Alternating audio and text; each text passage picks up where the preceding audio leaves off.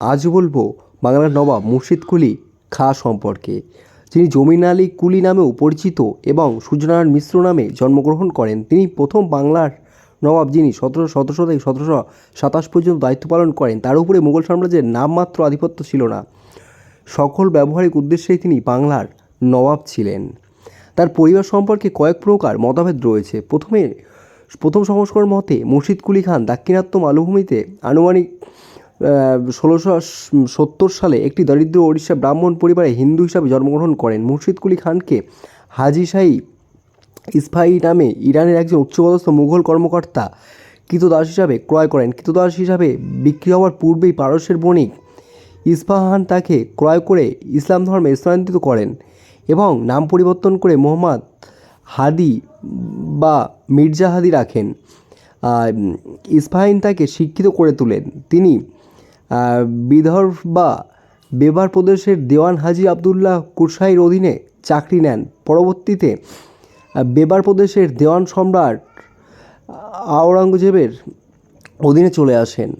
সফির মৃত্যুর পর তিনি বেবারের দেওয়ান এর অধীনে কাজ করেন। এই সময়ে তিনি তৎকালীন সম্রাট আওরঙ্গজেবের দৃষ্টি আকর্ষণ করেন। 17 সালে সম্রাট আওরঙ্গজেব তাকে কারতালাব খান নামে ইসলাম ধর্মে স্থানান্তরিত করেন এবং বাংলার গভর্নর নিযুক্ত করেন। অপর সংস্কার মতে তিনি ছিলেন মারাঠা জেনারেল মোহাম্মদ কুলি খানের নাতি। তবে প্রথম সংস্করণটি বেশি জনপ্রিয় ছিল। যাই হোক, তিনি প্রদেশের সুবাহদার জামিন উসমানের সাথে রক্তক্ষয়ী সংঘর্ষে জড়িয়ে পড়েন। 1717 সালে ঔরঙ্গজেবের মৃত্যুর পর আজিম উস শানের পিতা মুঘল সম্রাট বাহাদুর শাহ প্রথম তাকে দাক্ষিণাত্যের মালভূমিতে স্থানান্তরিত করেন। এরপর 1710 সালে তাকে ডেপুটি সুবাহদার হিসাবে ফিরিয়ে আনা হয়। 1717 সালে ফরকু ঘোষিদার দ্বারা তিনি মুর্শিদাবাদের নবাব নাজিম নিযুক্ত হন।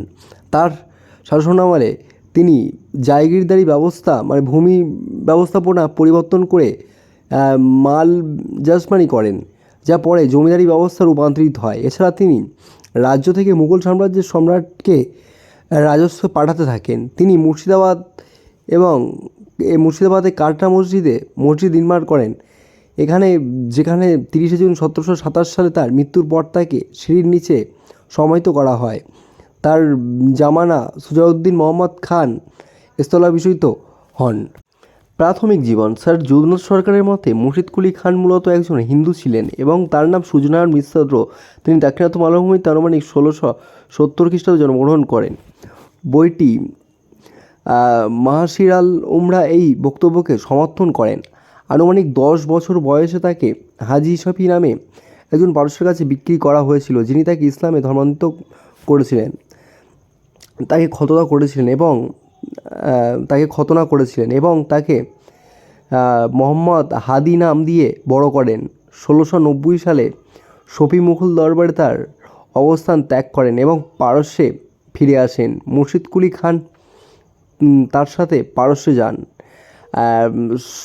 শফির মৃত্যুর প্রায় 5 বছর পর মুর্শিদ ভারতে ফিরে আসেন এবং মুঘল সাম্রাজ্যে বিদর্ভের দেওয়ান আবদুল্লাহ কুরশাহির অধীনে কাজ করেন। রাজস্ব সংক্রান্ত বিষয়ে তার দক্ষতার কারণে তিনি মুঘল সম্রাট আওরঙ্গজেবের দ্বারা নজরে পড়েন এবং সারিয়া ভিত্তিক ফতোয়া আলমগীরের আর্থিক কৌশল প্রয়োগ করার সময় তিনি একটি গুরুত্বপূর্ণ ভূমিকা পালন করেন। অন্যান্য ইসলামী শাসকদের থেকে ভিন্ন মুর্শিদ কুলি খানের একটি মাত্র স্ত্রী ছিল, যার নাম নাসরি বানু বেগম, এবং কোনো উপপত্নী ছিল না।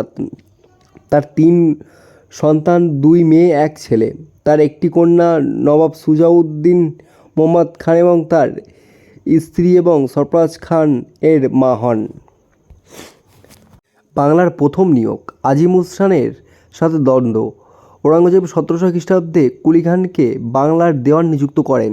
সেই সময় আজিম উস শান মুঘল সম্রাটের নাতি প্রদেশের সুবাহদার ছিলেন। তিনি এই নিয়োগ সন্তুষ্ট ছিলেন না, কারণ তিনি ঔরঙ্গজেবের মৃত্যুর পর মুঘল সিংহাসন দখলের প্রচারণার জন্য রাজ্য থেকে সংগৃহীত রাজস্ব ব্যবহার করতে চেয়েছিলেন। এরপরেই এই পদে নিযুক্ত হয়ে কুলি খান জাহাঙ্গীরনগরে বর্তমান ঢাকা যান এবং জামিন উস শানের কর্তৃক থেকে কর্মকর্তাদের নিজের কাছে হস্তান্তর করেন, যা জামিনুস শানকে ক্ষুব্ধ করে। হত্যার চেষ্টা। জামিনুস শান কুলি খানকে হত্যার পরিকল্পনা করেছিলেন। সৈন্যদের বেতন বকেয়া থাকার সুযোগ নিয়ে তিনি তাদের বোঝালেন যে এই পরিস্থিতির জন্য কুলি খান দায়ী। তিনি তাদের মজুরি না দেওয়া নিয়ে তার মুখোমুখি হওয়ার অজুহাতে কুলি খানকে ঘিরে রাখার পর ছুরিয়াঘাত করার পরিকল্পনা করেছিলেন। একদিন সকালে যখন কুলি খান জামিনুস খানের সাথে দেখা করতে যাচ্ছিলেন, তখন আব্দুল ওয়াদিদের নেতৃত্বে সৈন্যরা তাকে ঘিরে ফেলে এবং তার বেতন চেয়েছিলেন। কিন্তু ঐতিহাসিক চৌধুরীর মতে কুলি খান জানতেন যে উসমান সৈন্যদের উস্কানি দেওয়ার জন্য দায়ী, তাই তিনি তাদের বলেছিলেন, তোমরা আমাকে হত্যার ষড়যন্ত্র করেছিল। মনে রাখবে যে আলমগীর সব জেনে যাবে। এ ধরনের কাজ করা থেকে বিরত থেকো, কারণ এটা সম্রাটের প্রতি অসম্মান দেখানোর শামিল। সাবধান, আমাকে মেরে ফেললে ভয়ানক পরিণতি ভোগ করতে হবে।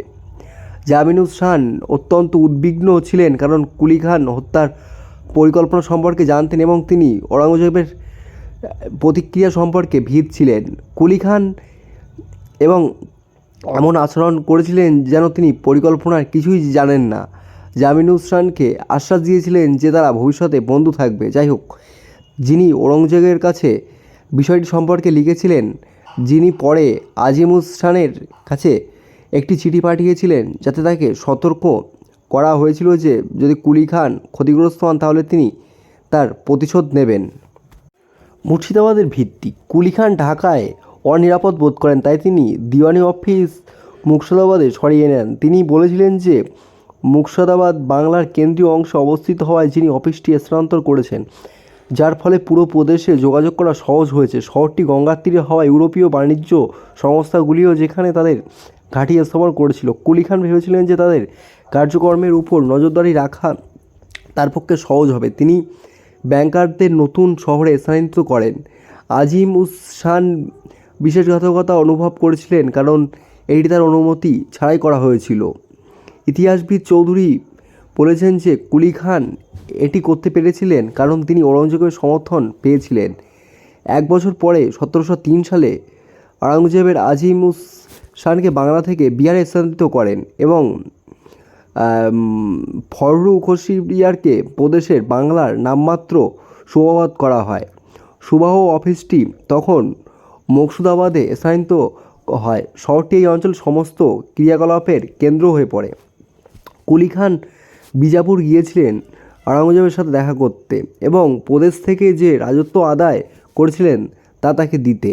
সম্রাট তার কাজে খুশি হয়ে তাকে পোশাক, পতাকা, নাগরা এবং একটি তলবার উপহার দেন। তিনি তাকে মুর্শিদ কুলি উপাধি দিয়েছিলেন এবং তাকে মুর্শিদাবাদ মুর্শিদ কুলি খানের শহরের নাম পরিবর্তন করার অনুমতি দিয়েছিলেন, যেটি তিনি সেখানে ফিরে এসে করেছিলেন। কবে সেই শহরের নাম পরিবর্তন করা হবে তা নিয়ে বিতর্ক রয়েছে ঐতিহাসিকদের মধ্যে। স্যার যদুনাথ সরকার বলেছেন যে তাকে উপাধি দেওয়া হয়েছিল 23শে ডিসেম্বর 1702 সালে। এই শহরে ফিরে আসতে অন্তত 3 মাস সময় লাগতো, তাই 1703 সালে মুর্শিদাবাদের নাম পরিবর্তন করা হয়। কিন্তু পত্রিকা তারিখি বাংলা এবং ফার্সি ইতিহাসবিদ রিওয়াজ উস সালাদের মতে শহরটি নামকরণ করা হয় আনুমানিক 1704 সালে। চৌধুরী মনে করেন যে এটি সঠিক তারিখ হতে পারে। British east India company Odisha প্রদেশের প্রতিনিধি হিসাবে 1704 সালে প্রথম তাকে কুলি খানকে সাথে দেখা করেন। মুর্শিদাবাদে জারি করা প্রথম মুদ্রার তারিখ ছিল 1704। নাম পরিবর্তন বছরটি শক্তিশালী প্রমাণ। রাজত্ব। ঔরঙ্গজেবের মৃত্যু। 1707 সালে ঔরঙ্গজেবের মৃত্যুর আগ পর্যন্ত সুবাহদার সমস্ত ক্ষমতা কুলি খানের হাতে ন্যস্ত ছিল। তিনি আজিমুস শানের পিতা বাহাদুর শাহ প্রথম এর উত্তরাধিকারী হন।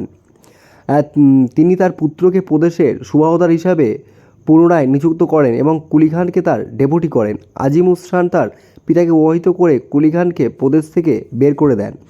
ফলস্বরূপ তিনি 1708 সালে দাক্ষিণাত্যের দেওয়ান নিযুক্ত হন এবং 1709 সাল পর্যন্ত এই পদে দায়িত্ব পালন করেন। কিন্তু 1710 সালে আজিমুস শানের পরামর্শে কুলি খানকে প্রদেশের দেওয়ান হিসাবে ফিরিয়ে আনা হয়। সরকারের মতে তিনি তার সাথে আনুগত্য করার জন্য এটি করেছিলেন, কারণ তিনি মনে করেছিলেন যে স্থানীয় অভিজাতদের সমর্থন ছাড়া দিল্লির সিংহাসন দখল করা অসম্ভব। তাকে ফিরিয়ে আনা হলে মুঘল রাজপুত্রের সাথে তার সম্পর্ক রয়ে গেছে। শাহের স্থলাভিষিক্ত হন জাহানদার শাহ 1712 সালে এবং তিনি 1713 সালে ফররুখ হোসিয়ার অনুসরণ করে এটি 1716 হবে, কিন্তু অন্যান্য সমস্ত সূত্র 1717 ব্যবহার করে। তিনি কুলি খানকে জাফর খান উপাধি দেন এবং তাকে বাংলার সুবাহদার করেন। এইভাবে তিনি সুবাহদার উভয় পদই অধিষ্ঠিত করেন এবং দিওয়ান। একই সাথে তিনি নিজেকে বাংলার নবাব ঘোষণা করেন এবং প্রদেশে প্রথম স্বাধীন নবাব হন। রাজধানী ঢাকা থেকে মুর্শিদাবাদে স্থানান্তরিত হয়। রাজত্ব। কুলি খান মুঘল জায়গারদিরি ব্যবস্থাকে মাল জাসমানি ব্যবস্থা দিয়ে প্রতিস্থাপন করেন, যা ছিল ফ্রান্সের ফার্মিয়ার জেনারেলের মতো। তিনি ঠিকাদার বা ইজারাদারদের কাছ থেকে নিরাপত্তা বন্ড নিয়েছিলেন, যারা পরে জমির রাজস্ব সংগ্রহ করেছিলেন। যদিও প্রথমে অনেক জায়গিরদার থেকে গিয়েছিল, কিন্তু ঠিকাদারদের দ্বারা শীঘ্রই তাদের বের করে দেওয়া হয়েছিল, যারা পরে জমিদার নামে পরিচিত হয়। কুলি খান সংগৃহীত রাজস্বের কিছু অংশ মুঘল সাম্রাজ্যে পাঠানোর নীতি অব্যাহত রাখেন। তিনি তা করেছিলেন এমনকি যখন সাম্রাজ্যের পতন ঘটেছিল তখন সম্রাট কোনো ক্ষমতা ন্যস্ত করেননি, কারণ ক্ষমতার পেছনে ব্যক্তিদের হাতে কেন্দ্রীভূত হয়েছিল। তিনি এই বলে তার কর্মকাণ্ডকে ন্যায্যতা দিয়েছিলেন যে তার পাঠানো রাজস্ব ছাড়া মুঘল সাম্রাজ্য চালানো অসম্ভব। ইতিহাসবিদ চৌধুরী বলেন যে তার আসল কারণ ছিল মুঘল সম্রাটের প্রতি তার আনুগত্য দেখানোর, যাতে তিনি তার নিজের ইচ্ছা অনুযায়ী রাষ্ট্র পরিচালনা করতে পারেন। রেকর্ড দেখা যাবে প্রতি বছর মুঘল সম্রাটের কাছে রাজস্ব হিসেবে 1,30,00,000 টাকা পাঠানো হতো। অর্থের পাশাপাশি রাজস্ব দেওয়া হতো। কুলি খান নিজে পদাধিক ও অশ্বারোহী সৈন্যদের সাথে বিহারে অর্থ ও অন্যান্য রাজস্ব নিয়ে যেতেন, যেখানে সেগুলির মুঘল কালেক্টরদের দেওয়া হতো। অবকাঠামো নির্মাণ। মুর্শিদাবাদ বাংলার রাজধানী হিসাবে বিকশিত হওয়ার সাথে সাথে কুলি খানের জন্য সেই শহর থেকে আজ চালানোর জন্য ভবন ও অফিস নির্মাণ করা জরুরি হয়ে পড়ে। শহরের দুঘরিয়া অঞ্চলে তিনি একটি প্রাসাদ নির্মাণ করেন, একটি দিওয়ানখানা, তিনি বিদেশি পর্যটকদের জন্য একটি সুরাইখানায় ও একটি মসজিদও নির্মাণ করেন। তিনি 1720 সালে শহরে একটি টাকশাল নির্মাণ করেন। শহরের পূর্ব প্রান্তে তিনি 1728 সালে কাটরা মসজিদ নির্মাণ করেন, যেখানে তার মৃত্যুর পর তাকে সমাহিত করা হয়। মুর্শিদাবাদের অবস্থা। কুলি খানের শাসনকালে মুর্শিদাবাদের মানুষ অনেক উৎসাহে অংশ গ্রহণ করত। তার মধ্যে একটি ছিল পূর্ণাহ, বাংলার মাসের চৈত্র মাসের শেষ সপ্তাহে ঘটত। জমিদার বা তাদের প্রতিনিধিরা এতে অংশ নিতেন। যাই হোক, সবচেয়ে বড় আড়ম্বর ও জাঁকজমকের সাথে এই উৎসবটি পালন করা হতো। মাওলিন ইসলামী নবী মোহাম্মদ এর জন্ম উদযাপন উৎসব। মাওলিদের সময় প্রতিবেশী প্রদেশ থেকে মানুষের উদযাপন করতে শহরে আসেন। কুলি খানের আদেশ সে সমস্ত ধর্মীয় স্থান যেমন মসজিদ এবং ইমামবাড়ায় চিগার বা প্রদীপ জ্বালানো হয়। কুলি খান শহরে একটি দরবার রাখার মুঘল ঐতিহ্য অনুকরণ করেছিলেন, যেখানে শহরের ব্যাংকার, বিদেশি পর্যটক এবং ইউরোপীয় কোম্পানির প্রতিনিধিরা উপস্থিত ছিলেন। বাণিজ্য বৃদ্ধির কারণে এক নতুন শ্রেণীর ব্যবসায়ীর উদ্ভব হয়, যারা তার দরবারে যোগ দিতেন। তার ধার্মিক প্রকৃতির কারণে কুলি খান কঠোরভাবে ইসলাম অনুসরণ করতেন এবং ইসলামিক নিয়ম অনুসারে দর্শনার্থীদের দিনে 2 বার খাওয়ানো হতো। শহরটি ভারত জুড়ে চাল একটি প্রধান রপ্তানিকারক ছিল, কিন্তু আনুমানিক 1720 সালে কুলি খান সমস্ত চাল রপ্তানি নিষিদ্ধ করেছিলেন। চৌধুরী বলেন যে তার রাজত্বকালে হিন্দুদের অবস্থাও ছিল ভালো, কারণ তারা আরও ধনী হয়ে উঠেছিল। যদিও কুলি খান একজন মুসলিম ছিলেন, হিন্দুরা কর বিভাগে নিযুক্ত ছিলেন প্রাথমিকভাবে, কারণ তিনি মনে করতেন যে তারা এই ক্ষেত্রে বিশেষজ্ঞ, যারা সাবলীল ফরাসি কথাও বলতে পারত। মৃত্যু এবং উত্তরাধিকার। কুলি খান 30 জুন 1727 সালে মারা যান। তিনি স্থলাভিষিক্ত হন প্রাথমিকভাবে তার নাতি সরফরাজ খান দ্বারা, কিন্তু তার জামাতা সুজাই উদ্দিন মোহাম্মদ খান উত্তরাধিকারের সিদ্ধান্তটি মেনে নেননি এবং তার বিরুদ্ধে যুদ্ধ করার পরিকল্পনা করেন। সরফরাজ খান বিনা লড়াইয়ে হাল ছেড়ে দেন এবং সুজাউদ্দিন 1727 সালে নবাব হন। 1739 সালে তার পিতার মৃত্যুর পর সরফরাজ সিংহাসনে আরোহণ করেন শুধুমাত্র 1740 সালে আলীবর্দী খানের দ্বারা পরাজিত হয় এবং প্রতিস্থাপিত হওয়ার জন্য। কুলি খানকে কাটরা মসজিদের মূল তলার সিঁড়ির নিচে একটি কবরে সমাহিত করা হয়েছে। তার ইচ্ছা অনুসারে একটি 5 বেউট আয়তক্ষেত্রাকার মসজিদে তৈরি করা হয়েছে। বেশ কিছু হিন্দু মন্দির ও বাসস্থান ধ্বংস করার পর প্রাপ্ত সামগ্রী দিয়ে মসজিদটি নির্মিত হয়েছে বলে জনপ্রিয় বিশ্বাস। তবে মসজিদটি উদযাপনের একটি অচ্ছিন্নতা দেখায় এবং খান স্থানীয় মন্দিরগুলি সক্রিয় পৃষ্ঠপোষক ছিলেন বলে এটি অসম্ভব। তো বন্ধুরা, ইতিহাস সম্পর্কে আরও অনেক কিছু জানতে আমাদের চ্যানেলটি সাবস্ক্রাইব করে অবশ্যই সঙ্গে থাকবেন। ধন্যবাদ।